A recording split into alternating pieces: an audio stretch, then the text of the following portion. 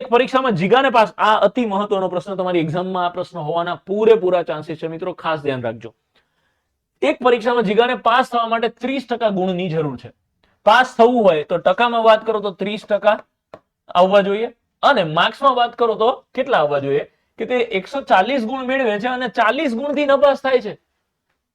Pass થવું હોય તો કેટલા ટકા આવવા જોઈએ તો કે 30%. હવે જીગાને આવે છે કેટલા તો કે 140.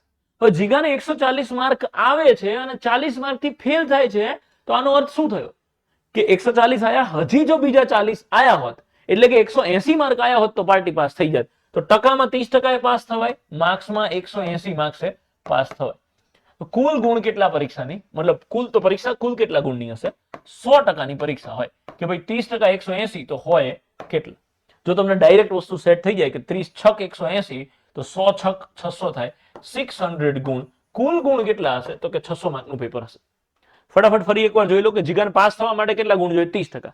બરોબર, આ વાત અલગ છે ને 140 અલગ વાત છે. 30% શું છે પાસ થવા માટેના ગુણ, 140 શું છે, જીગલાને 140 આવે છે અને 40 માર્ક્સથી ફેલ થાય છે. 140 આયા પણ 40 થી ફેલ થયો, એટલે કે જો બીજા 40 હજી આવી ગયા હોત એટલે કે 180 થઈ ગયા હોત તો પાર્ટી પાસ થઈ ગઈ હોત. તો ટકામાં 30% પાસ થવાય, માર્કમાં 180 પાસ થાય. તો 30% 180 100% કેટલા, 600 તમારો જવાબ આવી જશે.